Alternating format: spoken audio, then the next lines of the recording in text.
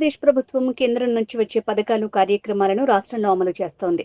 రాష్ట్రంలో ప్రజల విద్యుత్ భారం తగ్గించే దిశగా చర్యలు మొదలుపెట్టింది.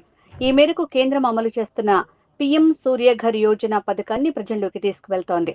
రాష్ట్ర వ్యాప్తంగా ప్రతి ఇంటికి సోలార్ వెలుగుల్ని అందించాలని భావిస్తోంది. సోలార్ ద్వారా విద్యుత్ వినియోగానికి అనుసంధానం చేసే దిశగా ముందుకు సాగుతోంది.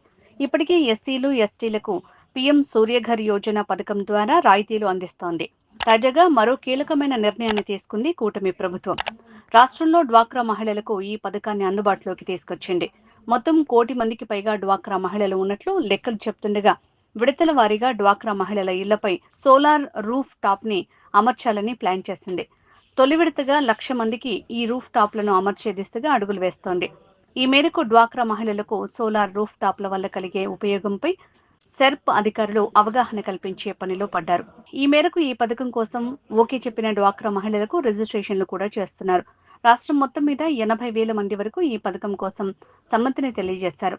ఉదాహరణకు ఎన్టీఆర్ జిల్లాలో 700 ఇళ్లపై సోలార్ ప్యానెళ్లు అమరిస్తే వాటిలో 400 ఇళ్లు డ్వాక్రా మహిళలవే ఉన్నాయి.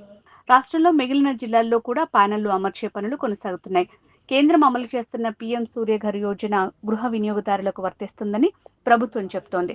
ఈ పథకంలో భాగంగా 3 రకాల కెపాసిటీని సోలార్ రూఫ్ టాప్ ఏర్పాటు చేసేందుకు రాయితీ అందిస్తున్నారు. పీఎం సూర్యఘర్ యోజన పథకం కింద లబ్ధిదారు వాటా 10% పోను, మిగతా మొత్తాన్ని 7% వడ్డీపై బ్యాంకుల ద్వారా రుణం ఇస్తారు. ఈ రుణాన్ని అందించే బాధ్యత సెర్ప్ అధికారులది. ఒకవేళ లబ్ధిదారులు 10% వాటా కూడా చెల్లించలేని స్థితిలో ఉంటే ఆ మొత్తాన్ని బ్యాంక్, శ్రీనిధి, పొదుపు మొత్తం నుంచి అందిస్తారు. డ్వాక్రా మహిళలకు ఈ అవకాశాన్ని వినియోగించుకోవాలని అధికారులు కోరుతున్నారు.